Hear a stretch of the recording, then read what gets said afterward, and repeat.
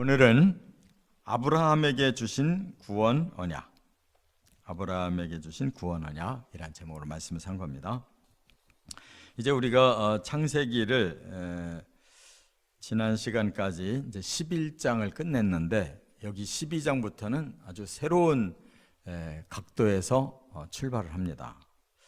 1장부터 11장까지는 그냥 크게 이제 인류의 시작과 또 이 역사의 출발을 보여준 거라면 12장부터는 이제는 타락하고 영원히 망할 이 세상 인류를 하나님 구원을 시작하신, 구원의 계획과 그 역사를 시작하신 그런 첫 장입니다. 그렇기 때문에 이제 11장까지 이제 아브라함의 그 족보를 잠깐 거기서 소개하고 바로 아브라함이 이제 그 구원의 언약을 받은 첫 시조로서 새로 출발하는 거예요. 창세기는 아담과 노아가 새 시조로 출발했다면 12장에는 영적인 이제 그런 관점에서 아브라함의 영적 시조가 출발되는 것이다. 성경은 이렇게 진행되는 것입니다. 그래서 신약 성경에서도 제일 중요한 인물을 아브라함으로 보고 로마서 4장에도 아브라함이 바로 구원의 기준이 된다는 거.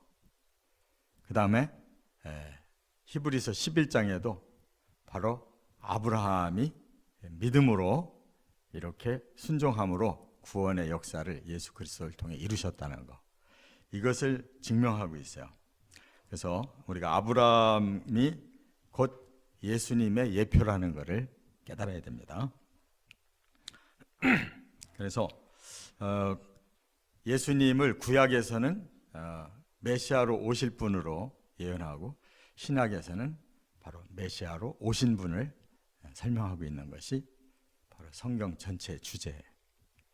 그래서 아브라함을 통해 예수를 보내시고 예수를 통해 인류를 구원하시고 이제 심판과 완성을 끝내신다 그 말이에요.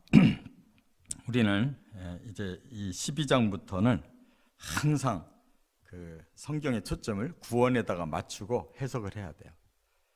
구약에도 많은 사건들이 일어나는데 그게 뭐냐면 바로 구원받을 자들과 멸망할 자들의 그런 상태예요. 그래서 하나님이 놓치지 않고 아브라함부터 계속 구원의 씨를 살리고 구원의 역사를 예표를 보여주면서 끌고 가셔서 결국 그 구원자 그리스도가 오시게 하는 거, 이게 구약의 방향이란 말이에요. 자, 그런 면에서 오늘은 이 구원 언약이 어떻게 진행되는지 세 가지로 살펴봅니다. 첫째, 1절에 보면 구원 언약으로의 출발을 말씀했어요. 드디어 구원 언약이라는 이 배가 뜨는 거예요. 그 시작, 출발점이 뭐냐를 말씀했는데 1절에 보니까 여호와께서 아브라함에게 이르시되 너는 너의 고향과 친척과 아버지의 집을 떠나 내가 네게 보여줄 땅으로 가라 이렇게 명령해.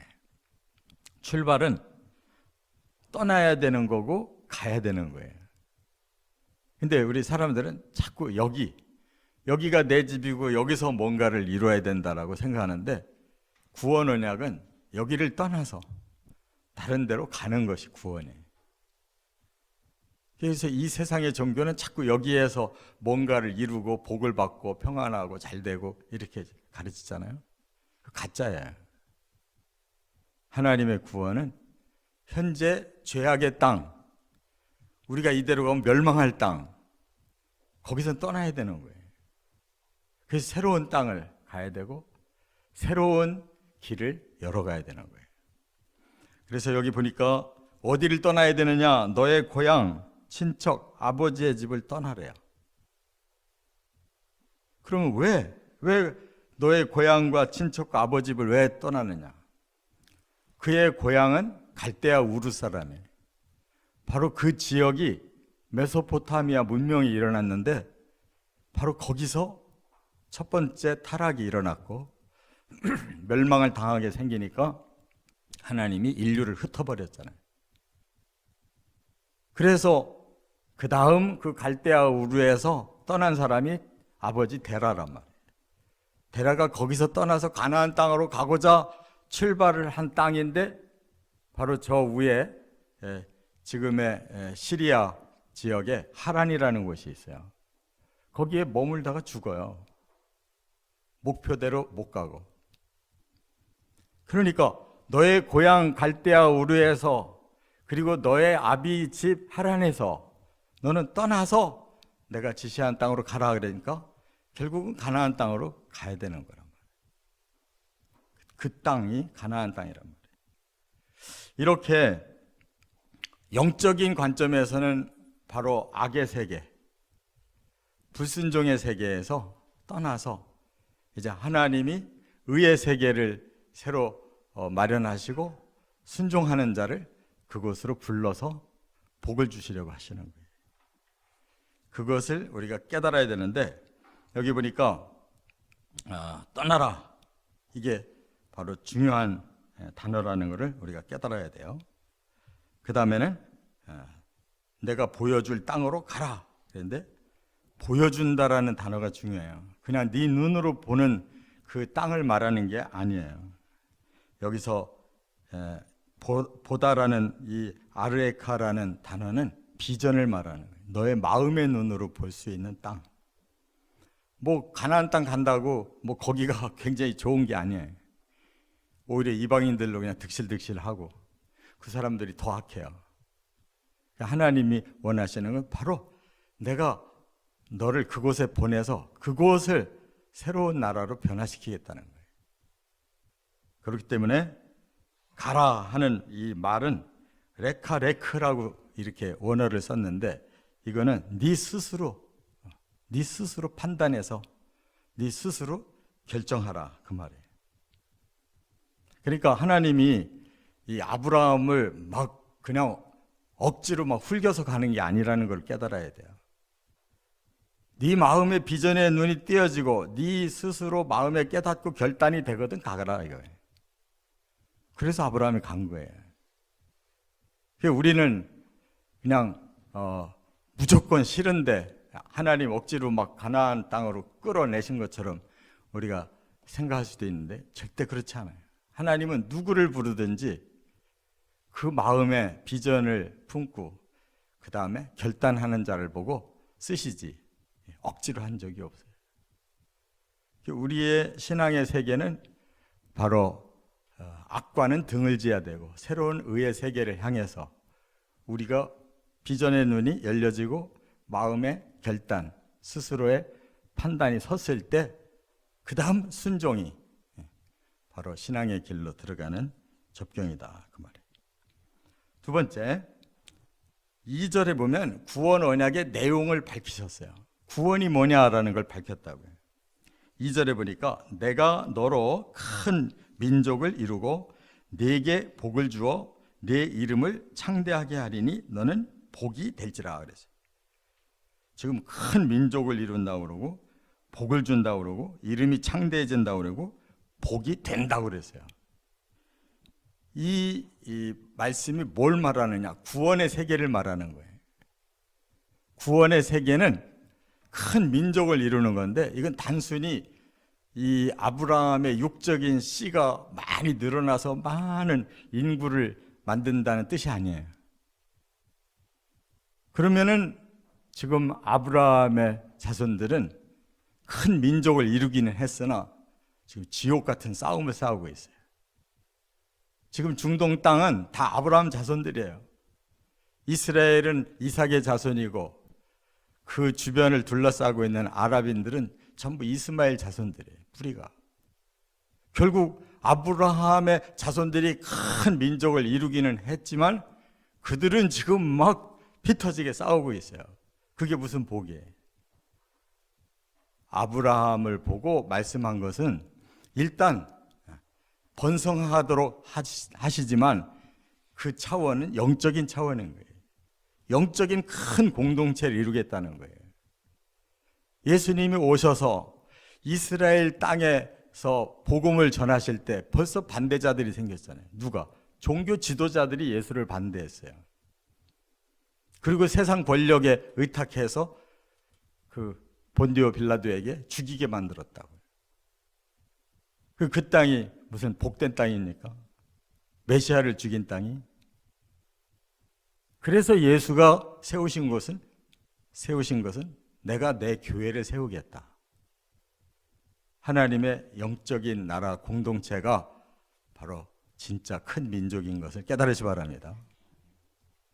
그래서 온 세계의 영혼을 보시는 거예요. 그냥 그 아브라함의 육의 자손들의 세계를 보는 게 아니에요. 하나님은 그들은 예표로 쓰신 거예요. 그리고 진짜 예수님의 보혈로 세우려고 하시는 것은 온 세계의 영혼들을 바로 그 보혈로 씻고 바로 그 부활로 저주를 풀어서 하나님의 나라의 공동체를 이 땅에 세우는 것이 예수님의 첫 번째 목적이란 말이에요. 그래서 우리는 이것이 복이라는 걸 알아야 돼요. 근데 자꾸 아브라함이 복 받았다. 사실 뒤에 보면 막 재산도 막 늘어나거든요. 그러니까 막 목사님들이 설교를 이렇게 이어줘요.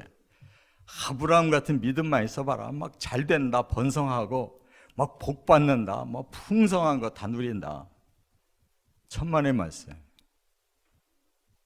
그래서 지금 중동 땅이 저렇게 전쟁터가 되고 온 세계에서 가장 근심거리가 됩니까? 그들이 아브라함 자손들인데 성경을 그렇게 육적으로 풀으니까 종교가 돼버리는 거예요. 하나님의 말씀은 영혼에게 초점이 맞춰져 있지. 여기 이 땅에서는 천국이 될 수가 없는 거예요. 그렇기 때문에 우리는 바로 예표의 말씀과 성취의 말씀을 구별할 줄 알아야 돼요. 그래서 교회도 전부 육적으로 풀어요.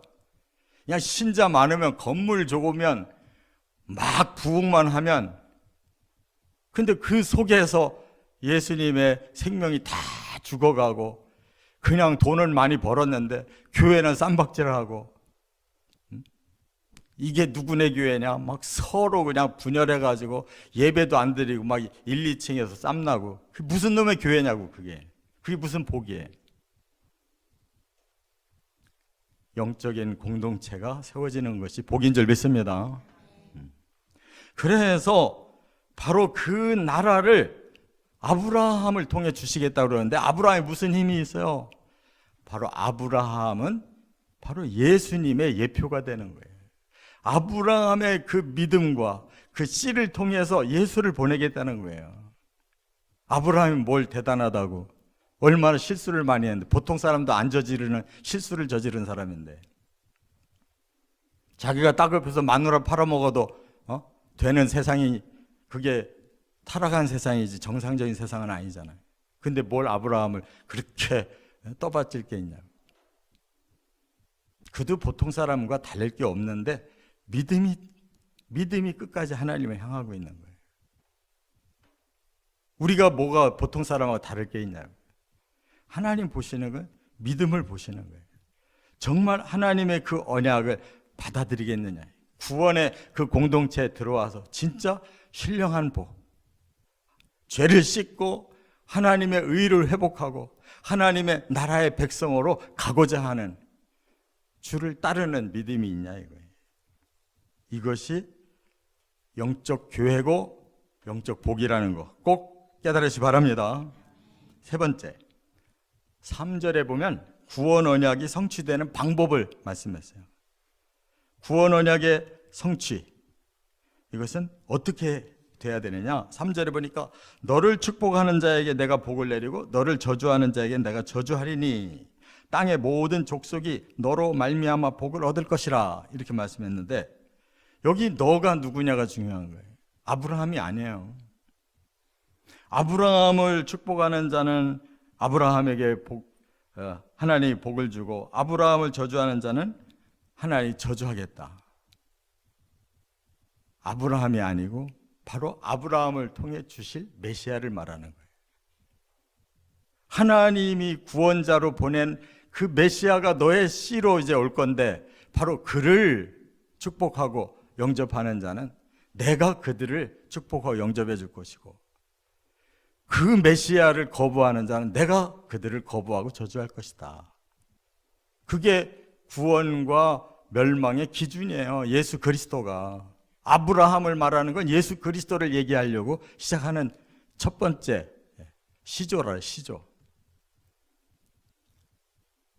그래서 마태복음 1장에 예수님의 족보가 필요한 것은 예수님이 그 언약을 타고 오신 분이라는 걸 증명하려고 아브라함과 다윗의 자손 예수 그리스도의 계보가 나오는 거예요. 단순히 육의 씨로 내려오는 것이 아니라 바로 그 믿음의 씨로서 하나님의 언약이 이어져서 바로 그 아브라함과 또 다윗의 자손으로 예수님이 언약의 주인공으로 오셨다, 그거예요.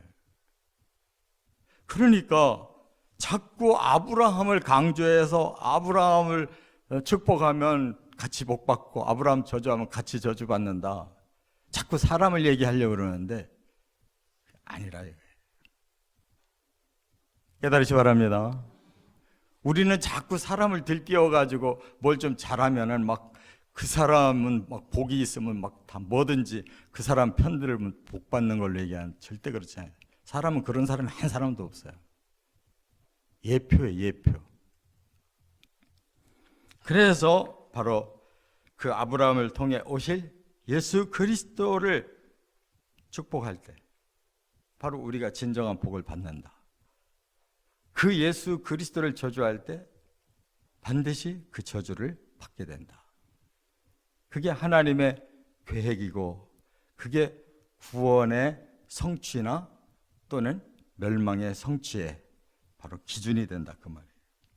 그래서 이제 로마서를 읽어보면요, 사도 바울이 그 로마서의 명절을 이렇게 핵심을 어디서 출발하냐면 바로 아브라함의 믿음에서 출발하고 있어요. 1장부터 3장까지는 우리 사람들이 이렇게 너나 할 것 없이 다 죄인이다, 다 멸망이 예고되어 있다는 거예요. 그래서 바로 우리에게 복음을 주셔서 우리를 구원시키려고 한다. 그걸 믿을 때 우리에게 구원이 있다라고 강조하고 나서 그 실제 역사적 출발을 어디? 아브라함부터. 그래서 로마서 4장을 딱 읽어보라고. 바로 그 구원의 시작이 아브라함부터였다. 그 믿음이 아브라함의 믿음부터였다라고 쭉 설명을 해 들어가는 거예요. 그래서 로마서 4장 1절에 이랬어요. 그런즉 육신으로 우리 조상인 아브라함이 무엇을 얻었다 하리요? 만일 아브라함이 행위로서 의롭다 하심을 받았으면 자랑할 것이 있으려니와 하나님 앞에서는 없느니라. 아브라함의 행위 가지고 하나님 앞에 칭찬받을 게 하나도 없다는 거예요. 그럼 뭐냐? 3절에 성경이 무엇을 말하느냐? 아브라함이 하나님을 믿음에 그것이 그에게 의로 여겨진 바 되었느니라. 아브라함을 본 것은 뭐 그가 육적으로 뭐 훌륭해서가 아니었다. 다만 한 가지, 하나님의 언약을 그가 그대로 믿더라. 그리고 순종하더라. 그걸 보고 하나님이 내가 너를 내 백성으로 삼겠다. 그래서 너는 오늘부터 나의 의인이다라고 하나님 인정했다는 거예요. 이게 바로 오늘 우리들에게도 똑같은 기준의 구원의 성취다, 그 말이에요. 그래서 우리가 구원받았지, 아브라함처럼 뭐 육적으로 훌륭하게 살아서 부자여서 복받아서 된 게 아니라. 그래서 히브리서 11장에 가면 믿음장이 쫙 나오죠. 믿음의 사람들이 아벨부터 시작해서 쭉 나오거든. 아브라함에 이르니까 뭐라고 그랬어요?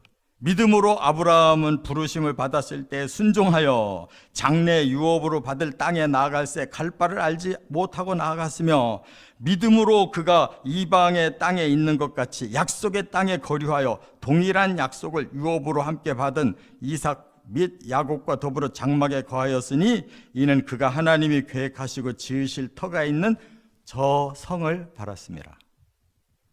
아브라함의 땅에 성이 있었어요? 아브라함 성이 있었냐고요. 아브라함은 그냥 여기저기 돌아다니면서 사는 사람이에요. 근데 아브라함의 마음에 한 성을 바라보고 사는 것이다.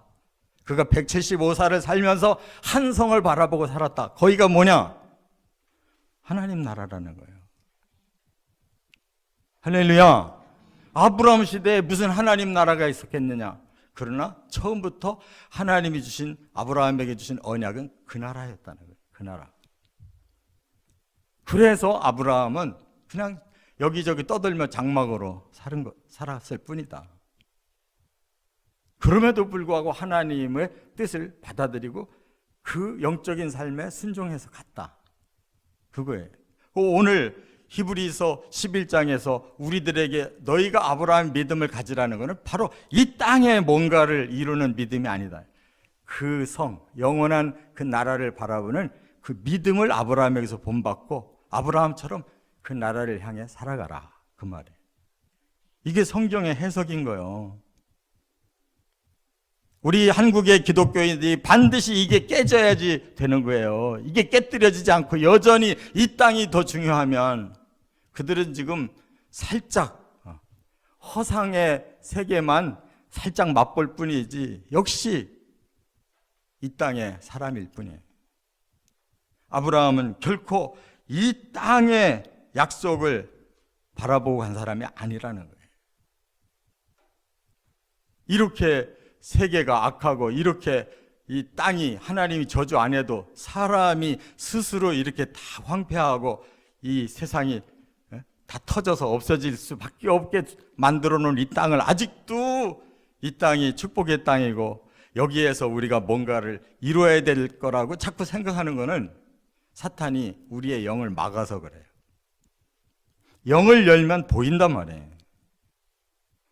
아브라함 시대부터 이미 영은 열려서 하나님의 성을 바라보고 그 믿음의 언약들을 받아서 간 거예요. 그 땅은 거류하는 자라, 거류. 잠깐 있다가 옮겨갈 땅이었다는 거예요. 거류.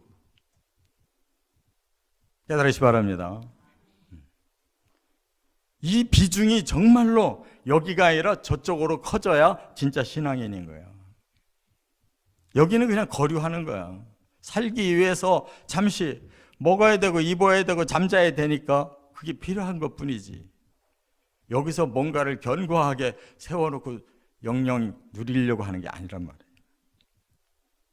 그래서 바로 로마서 4장에서 그 믿음의 시작점을 바로 아브라함에게서, 히브리서에서 그 구원 언약의 시작점을 아브라함에게서 이렇게 찾고 있는 것처럼 저와 여러분의 길은 단 예수 그리스도 한 분이 우리에게 유일한 구원자이시고 그분이 오라 하는 곳으로 우리는 가는 것이 그게 믿음의 순종이라는 거예요. 그렇게 천국 백성 꼭 되시기를 주의 이름으로 축원합니다.